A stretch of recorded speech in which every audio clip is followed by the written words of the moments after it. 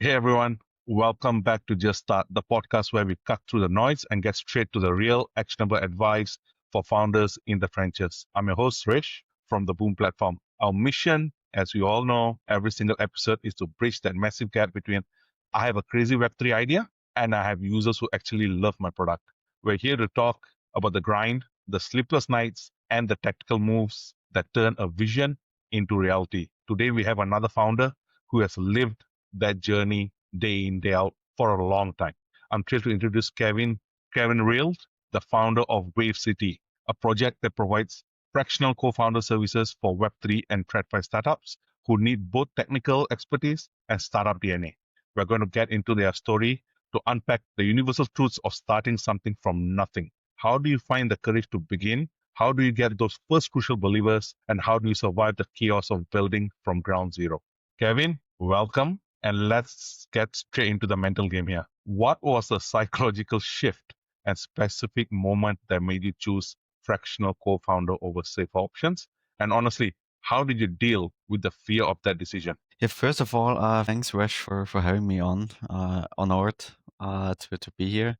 To answer your question, I mean, it came out of demand, right? I think you know a lot of pre-founders yourself, right? And there is this strong tendency that founders lead with the tech, they just start building, and they don't really think about how useful something is actually to the person they target, right?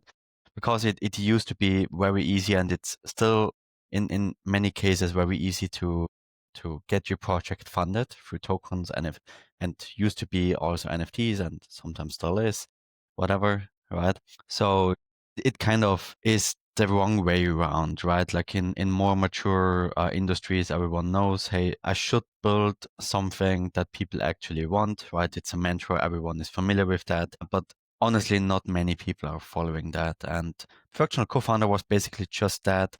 We as software agency, which is our core, figured it was just so painful to watch oftentimes. We came in as developers, right? And even though we let them know, hey, we recommend usually this and that, and just a little bit value add on, they were oftentimes just missing basic, really just basic evaluation of the market and things like that. And no surprise, many of these projects don't exist anymore. So it's oftentimes just so obvious, and that's how this fractional co-founder offer has been created. What I found really unique when I saw any project that's starting out, we are so afraid of giving equity away, number one. Number two, valuing the company rightly or wrongly by giving certain percentage because we are afraid that number one, I'm going to lose all this value and the person doesn't perform. What has been your biggest challenge in advising individuals like, hey, fractional is not a bad idea? And then how do you actually sell them that solution? Because this person is only going to be like a part-time guy, I'm assuming, who's not going to be full time.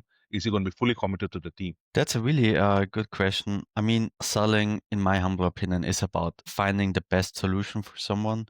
And this was also one of the reasons why we came to this, right? When I'm selling, I used to talk people out of something oftentimes. And it's the same with fractional co-founder. If I feel like, okay, this person is a part-time founder, they're not really sure, they are an employee actually, and they never actually got a lot of money on their hands right now, then a fractional co-founder program, in terms of how we structure it, usually by having a weekly subscription, might not necessarily be the right choice. Sometimes it is, sometimes it's not. Just because, when you are really, if it's your first startup, for example, you actually do want a co-founder, right? Because like a full time. Because the issue is the most likely outcome is not that your equity becomes worth a lot, that it's worth nothing. That's the most likely outcome. But founders don't want to believe that. And they shouldn't believe that, of course, because it's discouraging, right? You need to be delusional. But when making these decisions, you sometimes have a little bit think that rational way too, and saying, okay, if I need a developer now, if I need a business person now, a seller or whatever, maybe rather giving 50% away of something is better than giving 10% or nothing away of nothing. So that's that part. Like our offer mostly appeals to, I would say, people that already had some success, which means they maybe had an exit in a different industry, or they were just really good service providers and discovered a problem there. So they probably earned a lot before that as well. And then 400 euros, which is what it's typically priced at per week, is, from a value result perspective, is a great deal. But for a part-time founder, maybe it's not, maybe it is. Got you. So, would you be able to share your actual framework, how you landed your first fractional client? What does the outreach look like, your discovery call, and the close process look like step by steps? There's a reason why I'm asking that. Right now, most people, from what I have seen, they say like, hey, you want to find a problem? Go to Reddit, subreddit, and you'll find in the niches, there's a problem for you to solve. For this particular service you're offering, like you said, these are individuals who might have previous exits. So they might not be in Reddit, but how do you approach these individuals to capture your first client? Because it's such a unique idea. Thanks. I mean, of course, we're doing outbound. We even run ads and do all these things, right? We also do a lot of content, but most of the leads actually for the fractional co-founder offer come to us for software development first, and then usually as a software agency, you have two paths, right? You either say, okay, let's go with hourly rate or a weekly or monthly retainer if you're completely unsure about what you want to build, or let's go with a fixed price with a preceding discovery phase, right? Which means you design everything, you have that problem statement already, and then you say, okay, this is what it's going to cost. And we bear all the risk for delivering. And there is also this big middle, right? Where a lot of founders are not 100% sure. But like I had a lot of founders who threw everything over like 10 times during the discovery phase. This just doesn't work, right? And at the same time, an hourly rate or retainer model can become incredibly expensive, right? Very quickly. So that's where the fractional co-founder program actually comes in. It's basically an alternative to this. This is usually how we get these clients, right? They come to us for software development, either through inbound, outbound, or whatever, or they just find fractional co-founder really interesting to read it somewhere, because it's not something that you see a lot. So it's an offer that just in general makes people curious, which is also a cool thing. But this is usually the funnel, right? So they usually come for something else, and then we tell them, hey, you might need that before in order to increase your likelihood of success, right? So it's more kind of an offer that comes before the actual offer, and it's a replacement for the discovery phase. It's an extended discovery, basically, to make sure you build the right thing. I want to dive into your other aspect that you also do. Like you shared, you do a lot of content. From what I've seen, 100 plus founders you have interviewed, some have had really serious successes and exits, and some are just in a different section of the journey at the present moment. Now, what's the most surprising pattern you discovered that separates founders who successfully execute from those that's stuck? And what's the framework you develop in helping someone break through there? Or you have seen a pattern after 100 individuals you have interviewed, this is a solution or this is a guide. Okay, that's a big question. I mean, there are two things to it. Like the first one is, when talking with all these founders, I think the hard truth is there is no real blueprint. And then everyone selling that is maybe not as sincere or experienced as they claim to be. So it's really a try and error process. I think that's the biggest takeaway. It's a really boring takeaway, but business in its fundamentals is boring. But we want it to be exciting, the startup journey and everything. But this is what gets you started. And everyone is, a lot of people, not everyone, a lot of people that hesitate, of course. But those that do get started, they then usually need to unlearn that and stick to it, and also keep a more rational brain while sticking to it. That's the challenge here. But the pattern that, or not pattern that I, non-pattern that I saw, is that there are all kinds of founders, people that got 100 mil plus exits, serial entrepreneurs there and whatever. But they're all different personalities, got different reasons why they did something. Some partially were just at the right time, at the right place, and said that themselves. So that's not judgment from my end. So that tons of reasons why someone is successful or not successful. And I think in the end, and that's a funny thing, I think it comes from the sports scene, but the more you do right, the more likely it is that you are successful, but it's not a guarantee, right? So it's all just about, okay, how likely can I make it, but not being completely, okay, I'm entitled to it, because that destroys people and causes burnout, in my opinion, and so on. So I think having the right amount of delusion, as many people say, while timing, of course, the different kinds of luck as well, as people say, and of course, choosing the right opportunity vehicle. That's also a term I love now. By basically just, you know, if you do a service business, have it like it's way easier to start, right? But having a 1 billion exit, right, or 100 mil exit is much more challenging, of course, right? Because it's just a different opportunity vehicle. So just being aware of these things and your risk appetite. It's also something I learned from one of the 9-figure exited podcast guests was know if you want to build a lifestyle business or if you want to build a unicorn. It's a completely different approach, right? So, and What is the approach, if you don't mind me asking? I mean, the approach here is just to know what you really want. Because I personally thought for a long time I want to have a unicorn business. But what I figured out over the years is I actually don't. And I only was able to figure that out once I turned down or tuned down my own personal ego, right?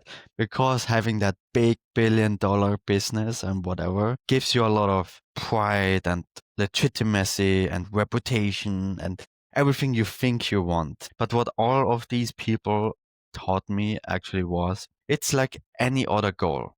And I experienced that myself in different areas of my life. Once you achieve that goal, and you don't have anything else afterwards, you're crushed. It's not the best day of your life, it's your worst day.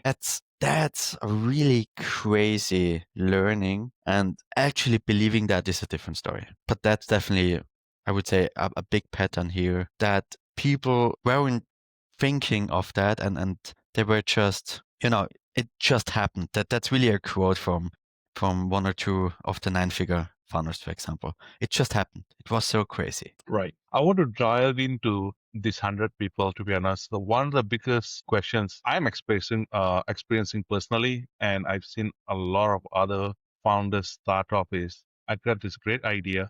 The product is good. I got good feedback. Where do I market this? And they say like always, everybody says, go to Reddit or go to your friends and family, create a sign up page, a wait list. And I found that wait lists in Web3, everybody's waiting. What's my incentivization that if to come join the wait list? Or if there's a Reddit, most Reddit pages now say like, if you promote, we are banning you from posting anything else. So that's the nightmare. So what have you found when guiding with the fractional founder idea for marketing? How do you advise startups like the best approach for early stage just to validate whether you have an idea is good or not, or to reach your first 100 users? How did you do it, Kevin? Because you started, I would say, a great business. And you also do a education for children as well. And there's no revenue direct from children, teaching them about Web3. How did you do it? I mean, as previously mentioned as well, that there's never a blueprint for every business. So of course, if you're Web3, you tend to not be enterprise focused, but it's a different approach here, right? Forget waitlists here. Usually, they're not signing up for waitlists, and if they do, who guarantees they're still there when you go live?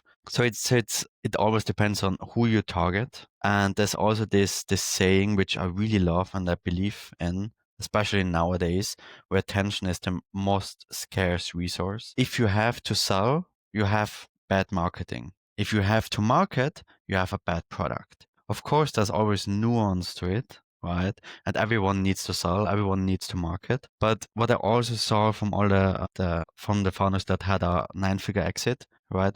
They didn't had to sell.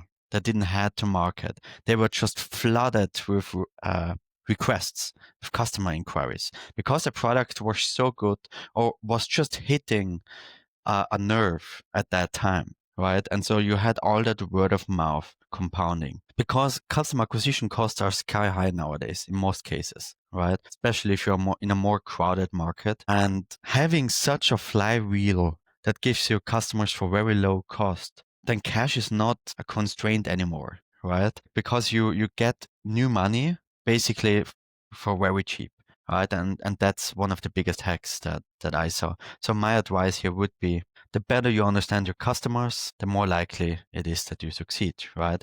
And having a wait list, talking with 10 people, and then actually getting the real feedback, right? Because everyone tells you, oh, that's an awesome thing. I love that, right? Especially in Web3. That will change everything. Then when it comes to pay for that, nobody does, right? So that's basically the mom test by making sure, hey, you ask the right questions, you get the real hard feedback, and the only real, let's say, answer to this is to charge money for something as early as possible. And of course, Web3 thinks differently, right? You do airdrops, you do whatever, you raise money with tokens. So there's a lot of different mindset, but the fundamentals of business stay the same no matter what we do, right? No matter how different crypto native people think. It's still the same thing. Of course, you should apply those things because going with a Web2 marketing and Web2 product out there on X won't get you anywhere as well because it's about understanding your user. Then if your user is a Web3 person, then of course you need to appeal to them. You need to solve their Web3 problem if it's a Web3 specific issue. So that's what I would say. Really, don't just talk with 10 people. The first month, talk as much as you can, get as many rejections as possible. And I think a lot of people would say, yeah, I know that already. But I honestly, no matter if you talk to 9-figure exited entrepreneurs or serial entrepreneurs or first-time founders or whatever, almost nobody actually does this. And that's the thing. Everyone knows it, but everyone is too scared or too lazy to do it, including myself. I had startups before too. You already get into the delusion by having some signals that your solution might be the solution for everything. So that's the issue. You need to get out of your head here. So how do you approach building that trust? Because one of the ways I've seen a lot of startups, well, a high proportion from what I read is now they say like content is the fastest way to build trust with your audience. And they know that he knows what he's talking about. I can see the value there. And then they join you because there's some form of familiarity. From your experience, again, is that the best way to build trust? Or is it being more present, tweeting more? Your product is still in development, you're not launched yet because you're still in the process of getting it out. How do you build trust then?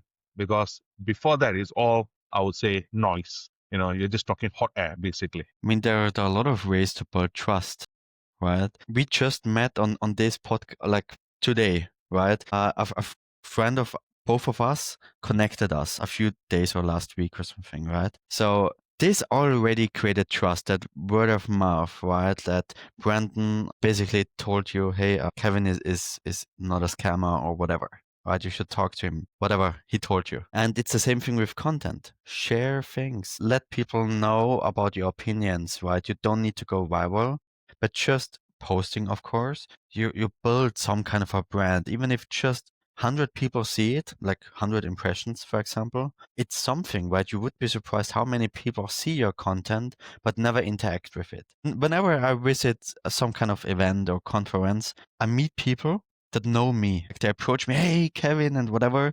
They never liked a single post of mine. They never commented. They never DM'd me, nothing, right?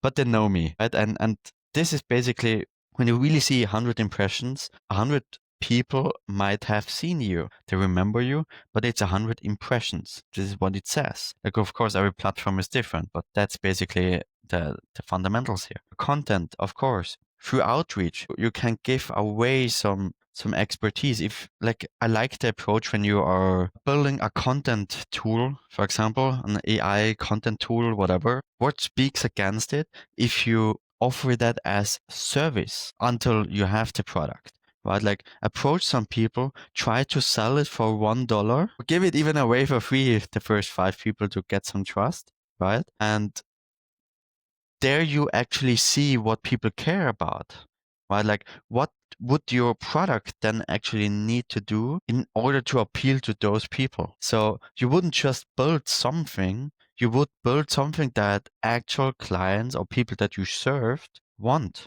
So even if they don't pay for something, they had to invest trust and time in you. And this is already a big ask. So this is something I would advise. Like honestly, really just go talk to people, try to sell it as service, like be creative. And yeah, it's not an excuse to just build something nowadays. Okay. So one more question on the founder aspect of it. From all the conversations that you have had, what's the psychological or mindset barrier that you see holding back the most promising founders? And how do the successful ones think about failure and risk? I think of course, it's always nuance, right? But I still think it's usually ego, right? Like that you think you you know better than a market, that you think you know better than people working in the industry for 20 years. Or if you worked in the industry for 20 years, just thinking if you solve your own problem, it will appeal to the full market, right? So it's about a lot of factors that you need to consider here. So I think looking at building a company, like that the main differentiator here would be to think about it in iterations, right? And this includes making mistakes, so having failures. And that brings me to the second part of your question. I don't know any successful person. That's really a common denominator. I don't know a single person that like nobody likes failures, right? But successful people know that they're just part of it and they accept them, right? Like when they make a mistake, they honestly really just try to learn from it, right? And detaching your self-worth from your momentary success or failure is a big lever, right? By just saying, hey, I'm doing my best. I'm learning from this. Maybe I made a mistake now. Okay, shit happens. What's next? How can I prevent that in the future? Right? And that's definitely the most common intersection here. The one thing I like the most where you say that you've mentioned this, I think twice or three times so far in terms of the element of ego. And I see that's so true. Like when you say like, what do you do? Everybody is, oh, I'm starting a startup. You know, they're so proud. But if you ask these serial entrepreneurs, they just say, I'm working on something. You know, the choice of word is completely different. The way they speak is completely different. You know, I've seen that Naval says that he knows a serial founder and a new founder very easily in terms of the new founder is scared to talk about his idea of people stealing it. A serial founder cannot stop talking about it to as many people as possible because it's not about the idea, he says. It's about the execution. And I found that so interesting. And hearing you speak about ego right now, can you share with all the lessons you have learned for our audience? If you have 90 days to recruit a new client for Wave City right now to sell your service, what is your approach? You know, what does week one look like versus week two? I know there's no two similar approach, but just in terms of a guide, if somebody say like, I have no idea what to do, what to start, how do I reach out? Where do I find my contact list? How would you guide somebody who comes and asks you that advice? It depends on what you're selling, right? Like in our case, we sell a service, right? So that means like if we have the competence, right, as an agency, then you can sell that. So in the service business, one of the most important things is proof that you can show that you can do this, right? And when you're starting out, for example, it's really difficult to prove that unless if you're a software agency now and you used to work at big tech, okay, maybe that's some kind of proof, all right? But for most people, that's not the case. So how do you build proof? You, of course, need to have some projects first, right? And you can't do that by structuring your outreach, your content, whatever, in a way that it's just so stupid to reject your offer, right? That you actually get some people to say yes, right? And this could be that for example, one thing that we do for our quality assurance package, where we search for bugs and fix products. We actually reach out to people and we even advertise that through paid advertising and say, hey, we search your product free for bugs. And you get a full report sent. And we also sign a strong legal NDA. You have zero onboarding costs or effort with us. Right? All we need is, hey, we want to know that you want this, right? And if your product is not publicly accessible, please give us a test account. That's the total effort, the total like zero cost, a zero legal risk, right? Because they get a one-sided NDA from us. So that's basically how you get people to step into the door, into the room, right?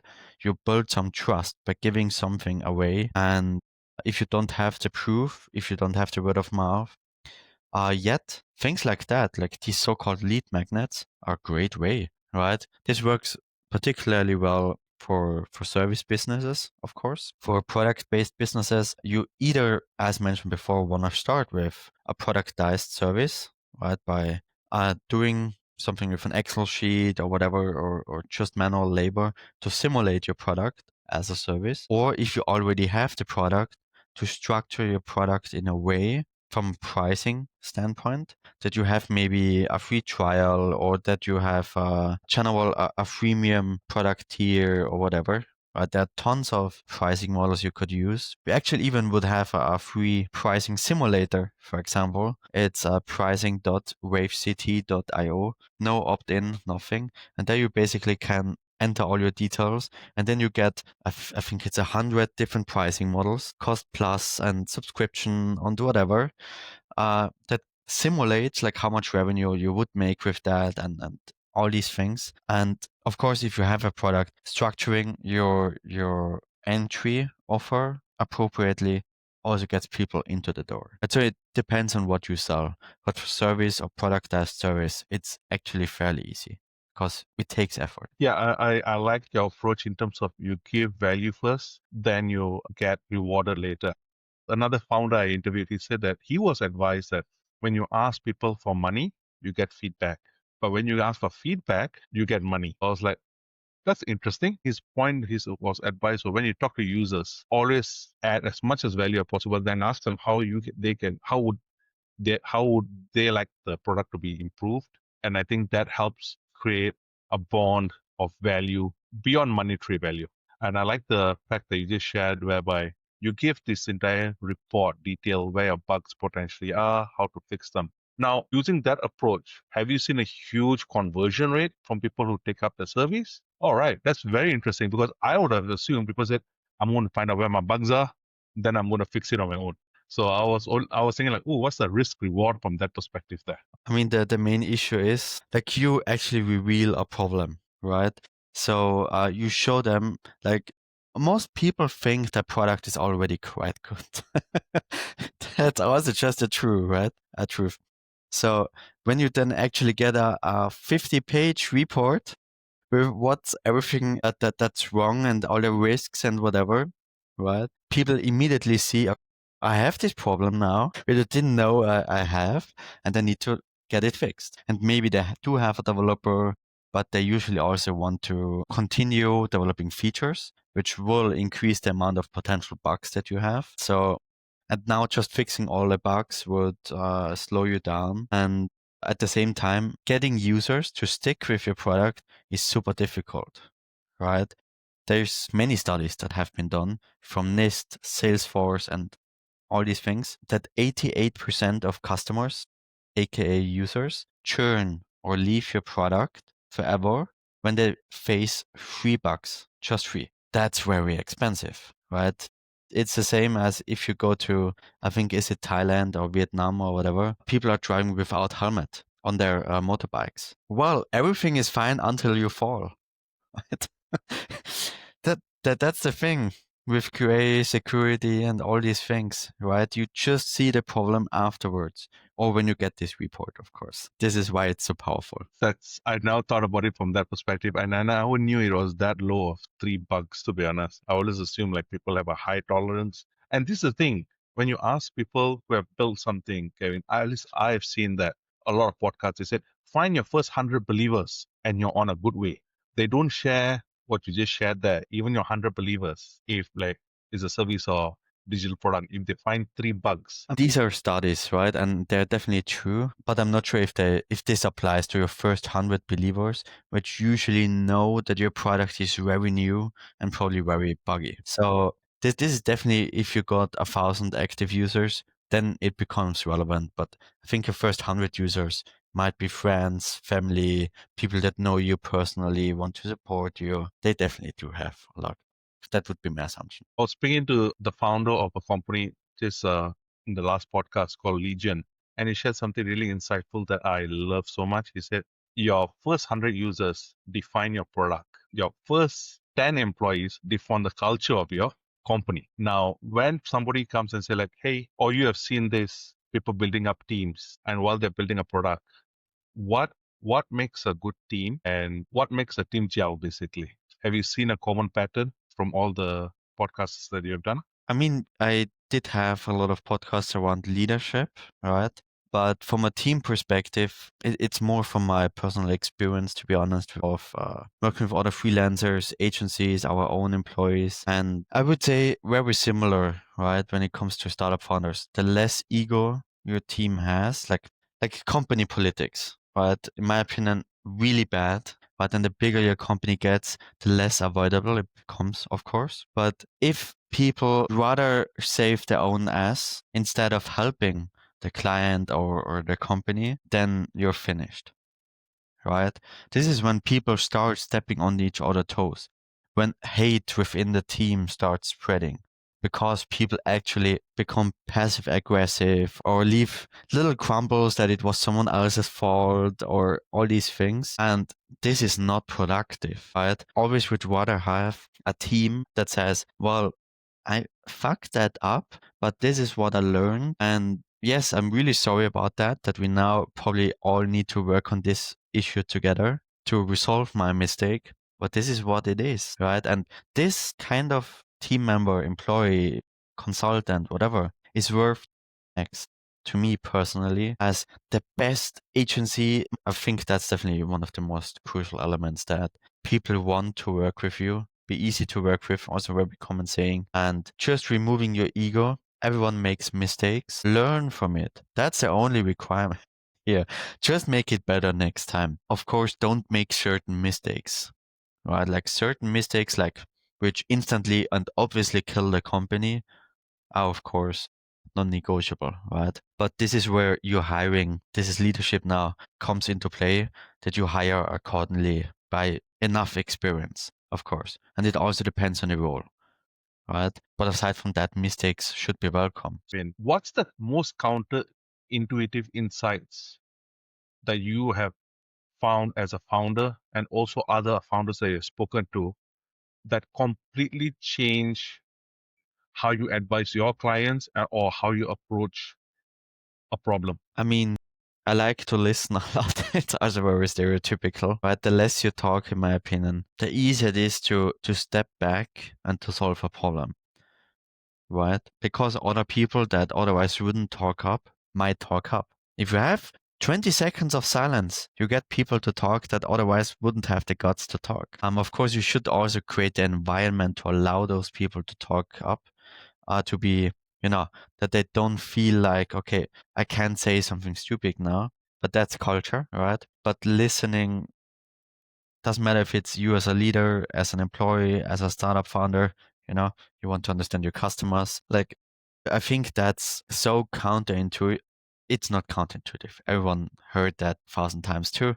But how many people do you know Implement it. that actually do it again? Right. So it's always like everyone says they do this, but it's honestly, if you really watch who actually does this, right? So almost everyone wants to throw their pitch at your face. They want to sell you something. They want to convince you of something. Who actually tries to listen, to actually understand, right? And so many super successful people talk about this, and yet still so little people actually do it. That's where I think it might be counterintuitive in some sense. You know what? Look at me personally. I think that's true because even though I say like, I would like to understand, I sometimes catch myself I listen to answer, I don't listen to understand. And I've seen the outcome drastically vary. What's the one successful thing founders should obsess about that successful founders do compared to struggling founders completely ignore? I think that's again one of these questions that require nuance. Like, of course, there are a lot of things that drastically increase your likelihood of success, right? I love Jeff Bezos in that regard, customer obsession, right? But what he, for example, tends to do, seemingly, what you hear a lot is he completely or tends to neglect his employees. So, and a lot of different hyper successful entrepreneurs, I swear to God that employee satisfaction and keeping those happy and motivated and crushing it is their recipe for success. And I mean, that there are tons of things why companies fail, but the others just spend too much. Obsessing about customers and employees doesn't help you in the short term if you just spend 10x the amount of money, right? So there are tons of things why you could fail. And I think the art is not making the most detrimental, I think is the right word, detrimental mistakes at your current stage, right? And for most, for first time founders or entrepreneurs doing a new product or service, it's probably, okay, I'm spending too much. Maybe I'm renting an office, but maybe I don't need it, or building a software product, which I honestly don't even know well enough if I remove my ego, if the people actually would pay for that and not just say, like, I get tons of founders again who say, yeah, I've talked with 100 people, 500 people, and they all say they need this now. Okay, did a single person pay $1, just $1, to be on the wait list or something? And this is on one hand, you somewhat prove the concept, right? If you get people to pay something, the more the better, of course. You of course need to be able to deliver too,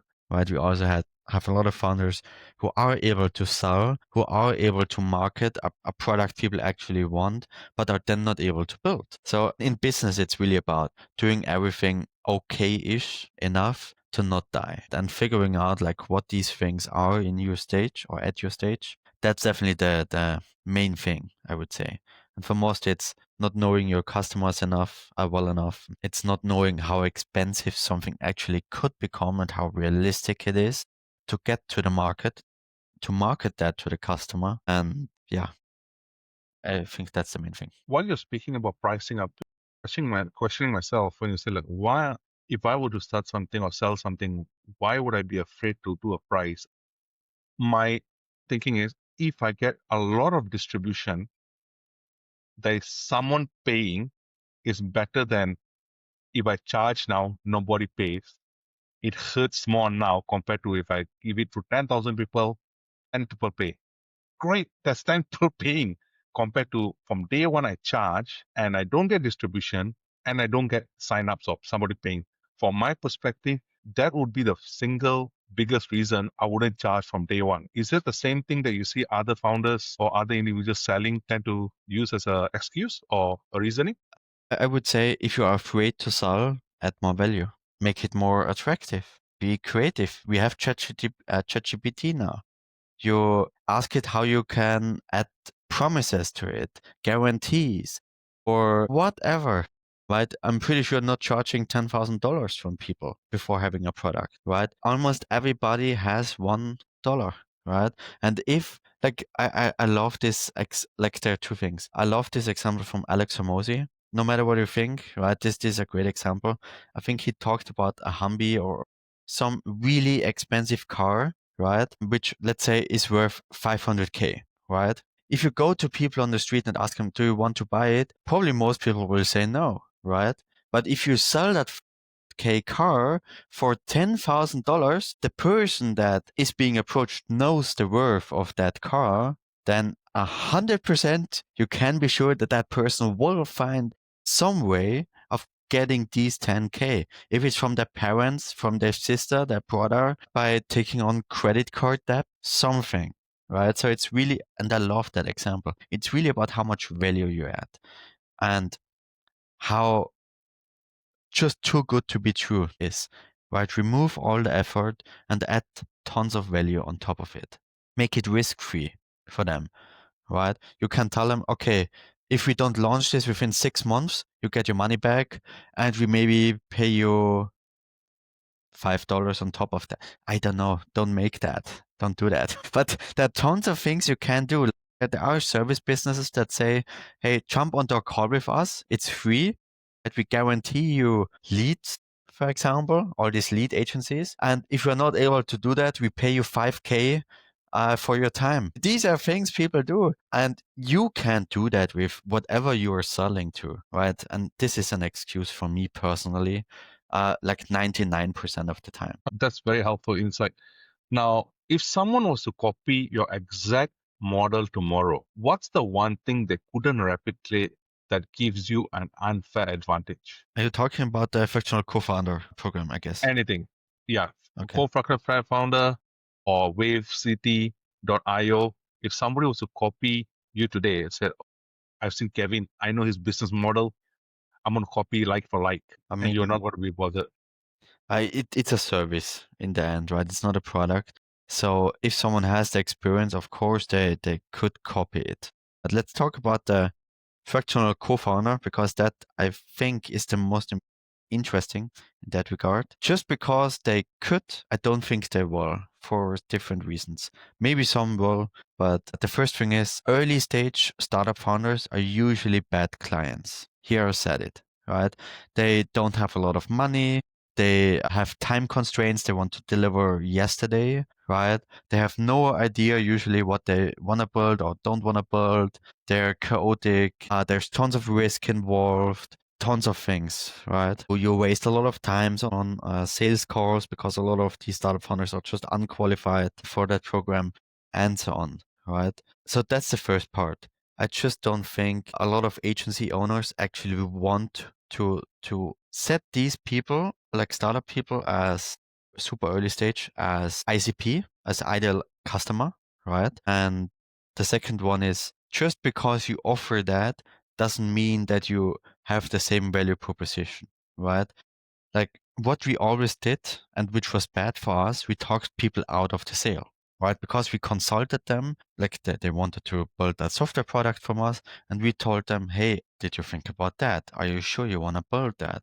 And so on and so on and so on, right? And I think that's definitely having that discipline to, in that fractional co-founder offer, to actually stick to that and tell people what you think, and facing that resistance from the founder, right? Like you also need you need to talk in a certain way to not hurt a lot of people's ego, right?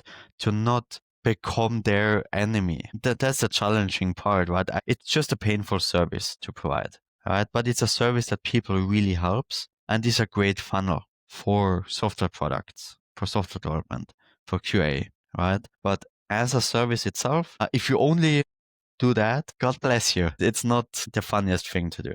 It's a really helpful thing to do. Yes. That's really, really insightful, number one, and very raw, if I'm honest, to be honest. If you were to give startup founders three wisdoms, it's a loaded gun, because again, you'll say it's everything in nuances. But for a generic startup advice, if you were to advise a startup founder three main things to focus on, what would they be? Build anything in the first month and actually, talk with customers. Big one. Remove your ego as much as you can. Really try to remove it. Try to find reasons why this won't work, basically.